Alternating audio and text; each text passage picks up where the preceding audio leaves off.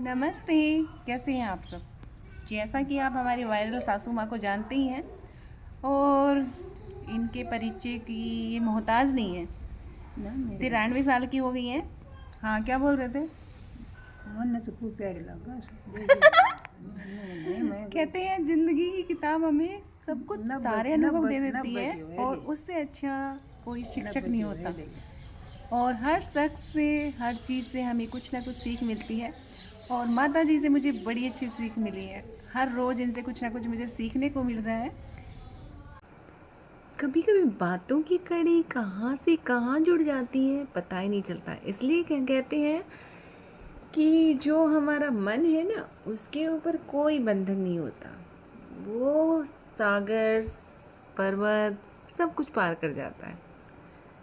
लेकिन उस एक कड़ी से चलते चलते न जाने कितनी कड़ियाँ जुड़ गई और समझ ही नहीं आ रहा था मैं कहाँ से कहाँ पहुँच गई। तो शुरुआत ये हुई कि अचानक से मुझे अपना बचपन याद आ गया। बचपन एक ऐसी अवस्था होती है जिससे इंसान कभी मुक्त ही नहीं हो सकता, ये लगा लो। और फिर शुरुआत हुई उस गली, उस मोहल्ले की। अपनी याददाश्त को चेक करने के लिए सोचना शुरू किया कि कितनी यादें दिमाग में हैं, कितने लोगों के नाम दिमाग में हैं। तो मिस्त्रानी आंटी, पंडतानी आंटी, पंजाबन आंटी, गढ़वालन आंटी, रानी की मम्मी, भारती की मम्मी, कैलाश की मम्मी, दीपू की मम्मी, छोटी गढ़वालन, जाटनी, मुसलमानी और बताशे वाली और मोटे की बहू। यार माफ़ी चाहती हूँ अगर कोई मेरी इस वीडियो को देख रहा हो तो, कि मैं ऐसे बोल रही हूँ। लेकिन बस ऐसे ही मेरी जो याददाश्त थी उसको मैं चेक कर रही थी और सब कुछ याद आने लगा। फौजन आंटी, सपना की मम्मी और कपड़े वाली बनियानी आंटी, मतलब काफ़ी इंटरेस्ट आने लगा कि मुझे इतने सारे लोग याद हैं और उनसे काफ़ी कुछ सीखने को मिला। पता है, जो हमारी आदतें होती हैं ना, वो सारी हमें अपने बचपन से मिलती हैं और फिर हमारा व्यवहार बन जाता है और फिर वो हमारे संस्कार कहलाते हैं। तो खुशी हुई कि जब भी हम इन लोगों से मिलते थे तो कितने प्यार से पेश आते थे, नमस्ते आंटी, नमस्ते अंकल। तो ये आदत बचपन से पड़ जाती है ना। तो इंटरेस्ट इतना बढ़ा कि सोचा और थोड़ा पीछे जाया जाए जहाँ पे एज और कम थी। तो भैया पहुँच गए हम अपनी नानी के यहाँ। ज़्यादा छोटा बचपन नानी के यहाँ बिताया था ना, इसलिए नानी के यहाँ पहुँच गए। नानी बहुत तेज़ थी। कहते हैं नाना नानी के यहाँ बच्चे बिगड़ जाते हैं, लेकिन नहीं, ऐसा नहीं होता। तो नानी के यहाँ पहला सबक सीखा हुआ ये कि स्कूल नज़दीक था। दूर से जो बच्चे आते थे लंच लेके आते थे। मुझे भी चाव चढ़ा मैं भी लंच लेके जाऊँ। नानी से कहने की हिम्मत नहीं हुई कि नानी का तो वही घिसा पिटा वही जवाब होता था कि लंच में 2 कदम पे तो वो घर है, अपने घर पे आके गर्म खाना खा के जा। लंच ले जाने का क्या मतलब बनता है, रोटी ठंडी हो जाती है। तो भाई रोटी छुपा ली बैग में, पहुंच गए स्कूल में। तो लंच भी घर नहीं आए, छत पर से स्कूल दिखाई देता था। घर पे आने पे खबर भी मिल गई।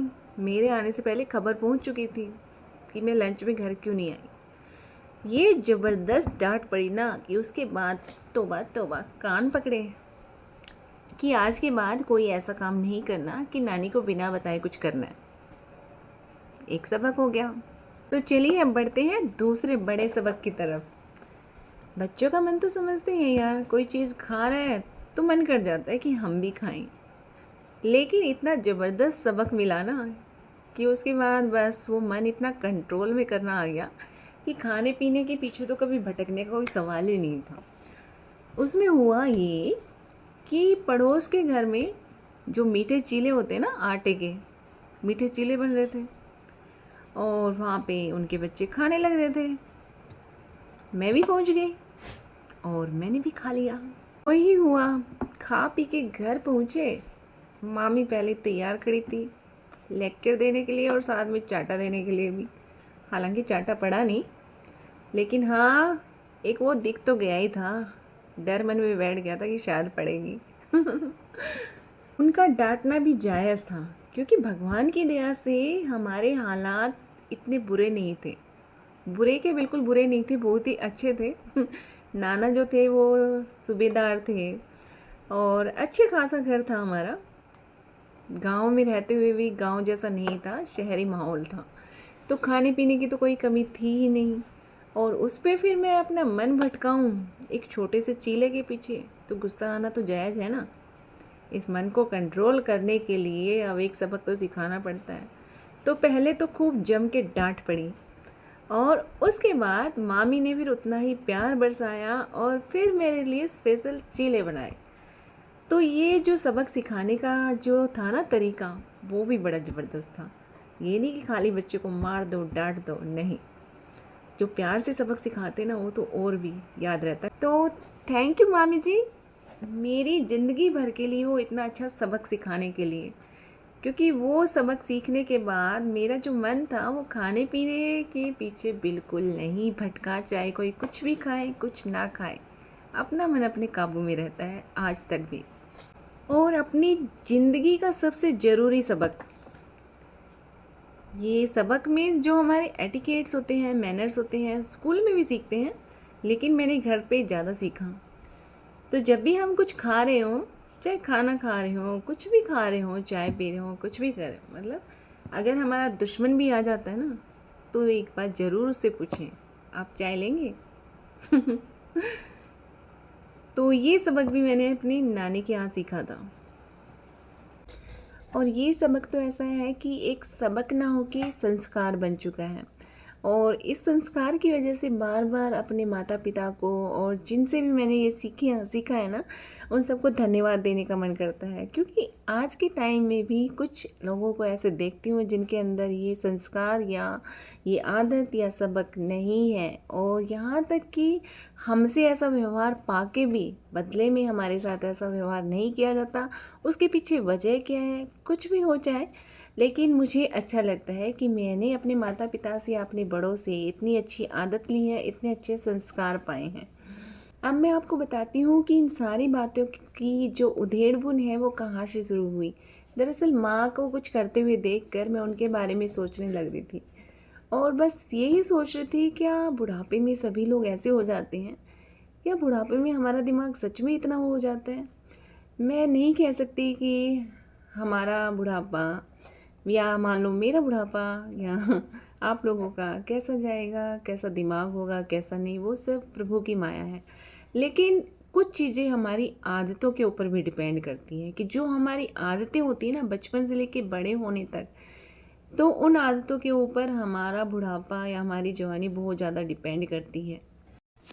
जैसे कि मैंने बताया कि हमारे ये छोटे छोटे से सबक जो हम अपने घर से सीखते हैं या कहीं से भी सीखते हैं, और फिर हमारी आदत में शुमार हो जाते हैं, यानी पूरी तरह से रम जाते हैं हमारे अंदर। तो जैसे हमारा व्यवहार किसी के प्रति अच्छा है, मतलब एक आदत में है वो चीज़, कि चाहे कोई अनजान है या जानकार है या दुश्मन है या कुछ भी हो, चाहे सामने वाले का व्यवहार हमारे प्रति अच्छा ना हो, लेकिन हमारी जो आदत है ना, वो हमारी आदत बनी ही रहेगी। हम आदत से इतने लाचार हो जाते ना कि फिर हम ये नहीं सोचेंगे कि अरे यार उसने तो मेरे साथ बुरा व्यवहार किया था, उसने तो मुझे चाय के लिए नहीं पूछा था, उसने तो मुझे ऐसे किया था, तो मैं ऐसे क्यों करूँ। वो हमारी आदत हो चुकी है, तो हम तो वैसे ही रहेंगे जैसे हम हैं। यानी हम हमेशा उसे चाय के लिए पूछते आए हैं या उसके साथ अच्छा व्यवहार करते आए हैं, तो वो अच्छा ही रहेगा, क्योंकि हम अपनी आदत से मजबूर हैं और सामने वाला अपनी आदत से मजबूर है। इसी तरह से अगर किसी की आदत है कि उसे घर में चाहे कितना भी अच्छा खाने को मिल रहा है, लेकिन फिर भी उसका ध्यान दूसरे के खाने पे, दूसरे की प्लेट पर रहेगा, तो वो उसकी आदत नहीं सुधर सकती। क्योंकि आदत जो होती है ना, वो हमारी नस नस में समा चुकी होती है। और यदि किसी को चीज़ें छुपा के खाने की आदत होती है, तो वो चाहे वो इंसान बूढ़ा हो जाए, तो बुढ़ापे में भी वो आदत रहेगी रहेगी। कोई क्रिटिसाइज़ करने की किसी की आदत है, तो वो क्रिटिसाइज़ ही करता रहेगा, दूसरों में कमियां खोजता है, तो पूरी ज़िंदगी उसे सिर्फ कमियां ही कमियां नज़र आएंगी। तो ये सारी अगर आदतें हैं, तो आदतें बदलना बहुत मुश्किल होता है। कहते हैं ना कि एक आदत को बनने में पता भी नहीं चलता कब बन गई, लेकिन यदि उसे चेंज करना चाहे ना, तो बहुत मुश्किल काम है ये।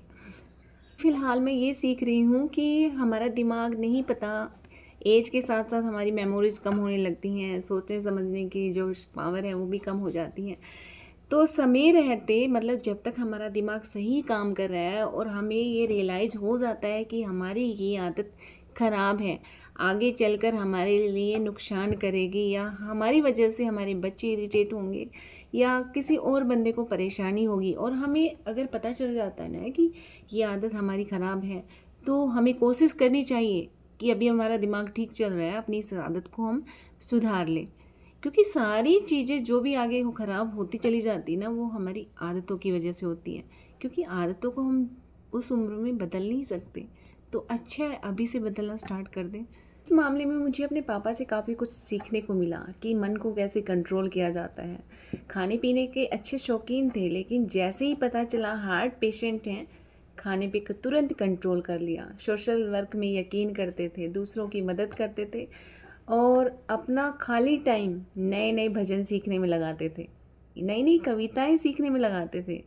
कितनी अच्छी आदत है ना ये। तो कोशिश तो यही है उनके नक्शे कदम पर मैं भी चलूं, आगे प्रभु की माया कि वो हमारा दिमाग कैसे रखता है। बस हाँ, यही सीखा है मैंने कि अपनी आदतों को मैं सुधारूं। जहाँ तक मुझे कोई भी आदत अपने अंदर ख़राब लगती है, दूसरों से मुझे पता चलता है कि मेरे अंदर ये आदत ख़राब है, तो मेरी कोशिश यही रहेगी। तो कहा जाता है कि हम लाइफ में कुछ भी प्लान करते हैं ना, हमसे बेहतर कुछ और प्लान हो चुका होता है सुप्रीम पावर के द्वारा। लेकिन फिर भी यदि हम इस बुढ़ापे को, जिसे कि मतलब माँ को जैसे देखते हैं कि कुछ भी किसी काम में रोका टोकी होती है तो वो अपने आप को दूसरे उस वे में ले जाती हैं कि मैं तो दुखी हूँ, परेशान हूँ। तो इस चीज़ को ना सोचते हुए यदि बुढ़ापे की भी थोड़ी सी प्लानिंग कर ली जाए, अच्छा सोचे, अच्छा बोलें, तो शायद हमारे फ्यूचर के लिए भी अच्छा होगा और एक अच्छी याद, एक अच्छी मिसाल, एक मतलब रोल मॉडल हम बन के जाएँ दूसरों के लिए। कुछ ऐसा किया जाए तो उसके बारे में भी हम थोड़ा सा पहले वक्त रहते, अपना दिमाग रहते सोचना शुरू कर देना, तो शायद टाइम अच्छा बीतेगा। जो हमारी लाइफ की दूसरी पारी है वो काफ़ी अच्छी रहेगी। आज की इस वीडियो के ज़रिए मैं किसी को सबक या शिक्षा नहीं दे रही, सबकी अपनी लाइफ है, अपने हिसाब से जीते हैं। बस ये थोड़े से विचारों की उधेड़-बुन थी और मेरा कोई फ्रेंड सर्कल तो है नहीं, आप लोग मेरी फैमिली हैं, मेरे फ्रेंड्स हैं, तो बस सोचा कि आप लोगों के साथ ही शेयर करूं। वीडियो अच्छी लगे तो कुछ नहीं। Tata, bye bye. खुश रहिए, स्वस्थ रहिए, मस्त रहिए, हंसते रहिए, गुनगुनाते रहिए।